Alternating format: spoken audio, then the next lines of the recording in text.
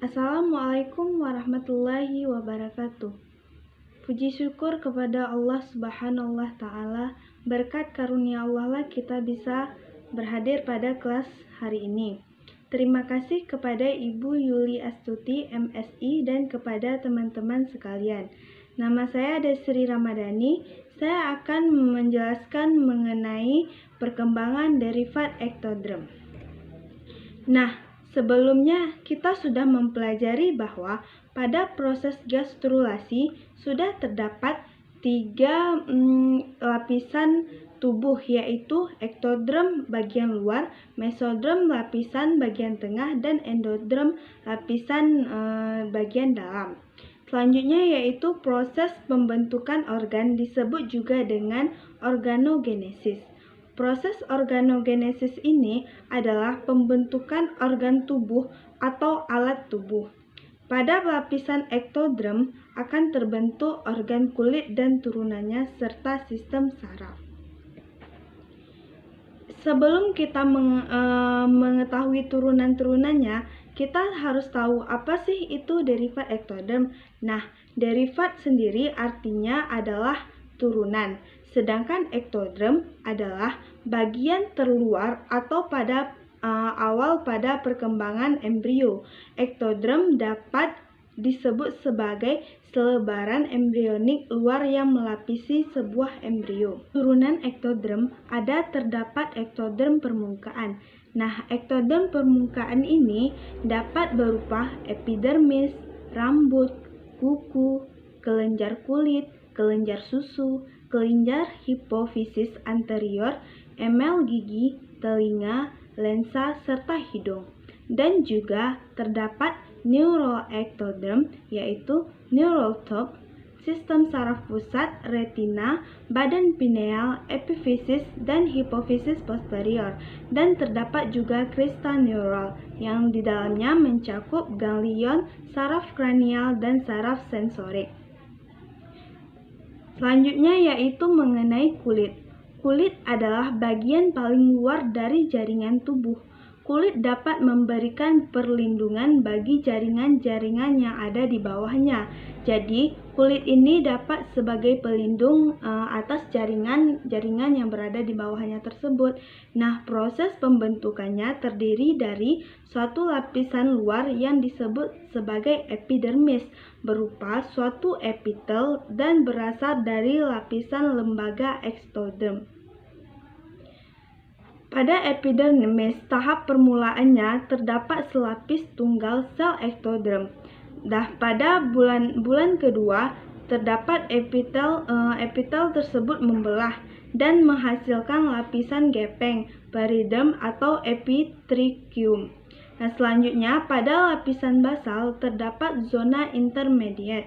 Nah, pada akhir bulan keempat ini epidermis terbentuk dan terdiri dari stratum basal, stratum spinosum, dan stratum granulosum serta stratum corneum, di mana gambarnya bisa dilihat, yaitu ada stratum corneum, granulosum, spinosum, dan germinativum atau stratum basal.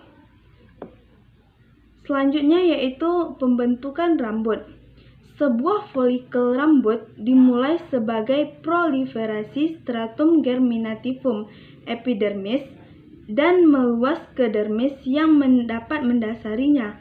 Sel perifer folikel rambut tersebut yang berkembang membentuk selubung akar epitel atau epidermal, dan sel mesenkim sekitarnya berdiferensiasi ke dalam selubung akar dermal. Selanjutnya, sel dalam matrik germinal tersebut berkembang biak dan didorong ke permukaan menjadi keratinisasi batang rambut. Seperti gambarnya bisa kita lihat di sini. Itu adalah gambar dari pembentukan rambut. Selanjutnya yaitu kuku. Kuku ini terdapat beberapa bagian. Bagian yang paling luar disebut dengan lempeng kuku. Lempeng kuku ini terdapat pada alas kuku. Sedangkan matriks adalah di mana pertumbuhan kuku berasal. Matrik berada di bawah kuku kita. Matrik ini akan membuat sel-sel kuku baru dan sel-sel kuku tersebut akan tumbuh dan menghasilkan keratin. Sel-sel yang diisi keratin akan terdorong ke depan dengan banyaknya sel-sel baru yang terbentuk di belakang mereka dan dapat membuat lempengan kuku. Selanjutnya yaitu kelenjar keringat. Nah, itu merupakan gambar dari kelenjar keringat yang dimana lebih jelasnya yang ditunjukkan oleh panah tersebut. Nah, kelenjar keringat itu terletak di kulit melalui sebagian besar tubuh. Kelenjar keringat berkembang sebagai turunan dari epidermal ke mesenkim. Kelenjar keringat terdiri dari bagian melingkar atau fundus dan duet atau pipa yang membentuk pori-pori keringat. Selanjutnya yaitu kelenjar susu atau kelenjar mamae. Kelenjar mamae atau kelenjar susu berkembang pada kedua jenis kelamin, baik jantan maupun betina. Beberapa sekresi susu bisa diproduksi, misalnya pada wanita.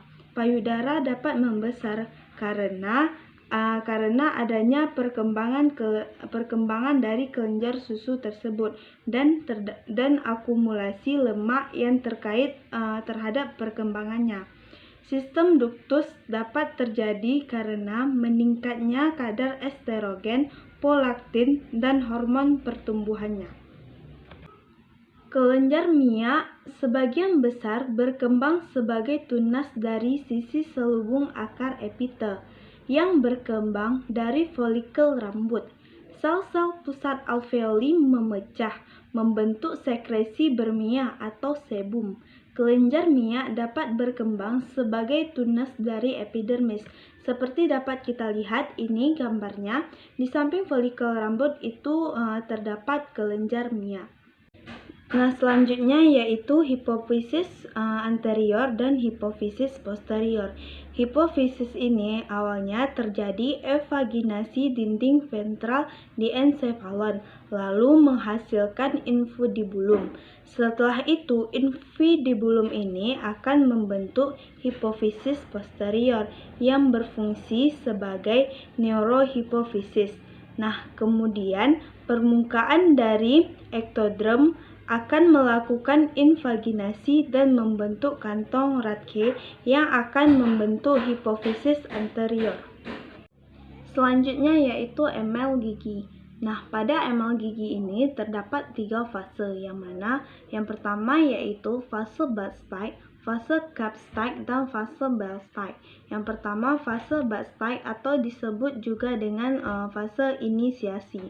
Nah, fase inisiasi ini merupakan permulaan terbentuknya benih gigi dari epitel mulut. Sel-sel tertentu pada lapisan basal dan epitel mulut berproliferasi lebih cepat daripada sel-sel yang berada di sekitarnya. Nah, hasilnya adalah lapisan epitel yang menebal di regio bukal lengkung gigi dan meluas sampai seluruh bagian maksila dan mandibula. Yang selanjutnya yaitu fase Kapstei atau disebut juga dengan fase proliferasi. Nah, pada fase proliferasi ini, lapisan sel-sel mesenkim yang berada pada lapisan dalam mengalami proliferasi, memadat dan bervaskularisasi, membentuk papila gigi yang kemudian membentuk dentin dan pulpa. Pada tahap ini, sel-sel mesenkim yang berada di sekeliling gigi dan papila gigi memadat dan fibrosus disebut sebagai kantong gigi yang akan menjadi sementum dan membran periodontal dan tulang alveolar. Nah, selanjutnya yaitu fase Bastei. Nah, fase Bastei ini disebut juga dengan histodiferensiasi. Nah, terjadi diferensiasi seluler pada tahap ini atau pada fase ini. Nah, sel-sel epitel emel ini menjadi semakin panjang dan silindris. Nah, disebut sebagai ameloblast yang akan berdiferensiasi menjadi emel dan sel-sel bagian tepi dari papila gigi menjadi odontoblast yang akan berdiferensiasi menjadi dentin. Selanjutnya yaitu proses pembentukan telinga. Telinga ini terbagi menjadi 3 bagian, yaitu telinga bagian luar, telinga bagian tengah, dan telinga bagian dalam. Yang pertama yaitu pembentukan telinga bagian dalam. Terjadi pembentukan placoda auditorius. Pembentukan itu terjadi pada sisi lateral mielesealon. Nah, selanjutnya terbentuk celah auditorius. Celah tersebut menutup dan disebut sebagai otosis. Nah, dari otosis ini akan dibentuk saluran tubular ke arah dorsal yang mendekati ektodrem kepala. Nah, hasilnya adalah ductus endolimfa. Nah, otosit memanjang searah dengan sumbu dorsal ventral, kemudian berkembang menjadi telinga bagian dalam. Selanjutnya yaitu telinga bagian tengah. Telinga bagian tengah terbentuk dari hasil perkembangan kantong faring pertama yang membentuk tuba eustachius dan membran timpani. Nah, selanjutnya yaitu telinga bagian luar. Telinga bagian luar ini dihasilkan dari celah branchial 1 yang membentuk meatus acousticus externus. Selanjutnya yaitu pembentukan mata. Mata berkembang dari 3 lapisan embrional primitif. Yang pertama yaitu ektodrem permukaan, yang kedua ektodrem neural dan mesodrem. Nah, ektodrem permukaan ini misalnya dapat membentuk seperti lensa mata. Nah, proses dari pembentukan lensa mata ini yaitu pertama terjadi pembentukan placoda lensa. Selanjutnya pembentukan dari placoda lensa tersebut terjadi pada sisi lateral diencephalon yang berhadapan dengan optic cup. Nah, selanjutnya placoda lensa berkembang menjadi vesicula lensa. Nah, kemudian berkembang lagi menjadi primordial lensa. Kemudian primordial lensa ini menepati lekukan optic cup dan menjadi lensa mata. Selanjutnya adalah pembentukan organ hidung. Seperti yang kita lihat pada gambar ini adalah proses dari pembentukan hidung. Proses pembentukan hidung dimulai dari pembentukan wajah pada akhir minggu keempat yang ditandai dengan adanya tonjolan-tonjolan wajah yang dibentuk oleh pasangan lengkung faring pertama. Nah, selanjutnya tampak tonjolan maksila dan tonjolan mandibula. Kemudian di sisi kanan kiri prominensia frontonalis muncul penebalan dari ektodrem permukaan yaitu placoda nasal. Nah, pada minggu kelima, placoda hidung tersebut mengalami invaginasi membentuk lubang hidung. Nah, setelah membentuk lubang hidung, dalam hal tersebut, placoda dapat membentuk rigi jaringan yang mengelilingi masing-masing lubang dan membentuk tonjolan hidung. Tonjolan yang berada di tepi luar adalah tonjolan hidung lateral, dan tonjolan yang berada di tepi dalam adalah tonjolan hidung medial. Selama 2 minggu selanjutnya, tonjolan maksila bertambah besar ukurannya. Nah, tonjolan tumbuh ke arah medial sehingga mendesak perkembangannya. Selama minggu ke-6, lubang hidung semakin bertambah dalam. Dan karena tumbuhnya tonjolan-tonjolan hidung yang ada di sekitarnya, pada minggu ke-7 dan ke-8 organ hidung akan jelas terlihat. Selanjutnya yaitu sistem saraf.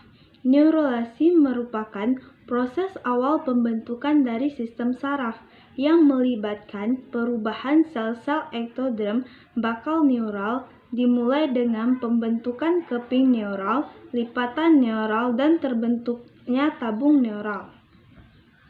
Notochord menginduksi ektodrem di bagian dorsal untuk membentuk neural plate. Nah, selanjutnya terjadi pembentukan alur longitudinal yang disebut neural groove. Nah, kemudian terjadi pelekukan dari bagian media menuju rostar yang dilanjutkan dari media menuju caudal. di mana pelekukan ini disebut dengan neural fault. Nah, neural fault akan menyatu dan membentuk neural top, namun ada bagian ekstodrem yang terpisah dan ekstodrem maupun neural top. Nah, struktur itu atau bagian itu disebut dengan neural crest. Selanjutnya yaitu perkembangan dari retina dan nervus opticus. Awalnya di dinding lateral diencephalon terjadi evaginasi dan hasilnya adalah vesikula optik. Nah, vesikula optik ini mengalami invaginasi, membentuk optik cup dan serta optik stalk. Nah, optik cup akan menjadi retina, sementara optik stalk akan menjadi nervus optik. Badan pineal atau epifisis. Nah, terjadi evaginasi dinding dorsal diencephalon dan menghasilkan badan pineal. Badan pineal merupakan kelenjar endokrin yang mensekresi melatonin. Selanjutnya adalah ganglion. Nah, ganglion merupakan sistem saraf tepi yang disusun oleh kumpulan sel saraf. Ganglion disusun oleh aferen dan eferen. Nah, sistem saraf tepi disusun dari saraf kranial dan saraf spinal. Saraf kranial ini dibentuk di bagian kepala, sedangkan saraf spinal dibentuk atau terdapat di medula spinalis. Selanjutnya mengenai sistem saraf otonom. Nah, sistem saraf otonom ini disusun dari ganglion otonom. Nah, ganglion otonom ini berasal dari sel-sel neural crest yang bermigrasi ke dorsal atau afferens menjadi sepasang serabut longitudinal. Nah, serabut longitudinal ini dibagi menjadi dua bagian, yaitu thorakolumbal dan craniosacral. Nah, thorakolumbal ini akan membentuk saraf simpatik, sedangkan craniosacral akan membentuk saraf parasimpatik. Nah, berikut ini adalah gambar dari saraf kranial. Nah, saraf kranial ini terdiri dari 12 pasang. Nah, saraf kranial ini dibentuk di bagian kepala. Selanjutnya yaitu saraf sensoris. Saraf sensoris disebut sebagai saraf indera. Nah, disebut sebagai saraf indera karena berfungsi untuk membawa rangsangan atau impuls dari indera ke saraf pusat, misalnya otak dan sumsum tulang belakang. Nah, cukup sekian presentasi dari saya, Desi Ramadhani, mengenai perkembangan derivat ektodrem. Terima kasih kepada Ibu Yuliastuti, MSI, dan teman-teman sekalian. Saya mohon maaf apabila ada kesalahan dan kekurangan. Wassalamualaikum warahmatullahi wabarakatuh.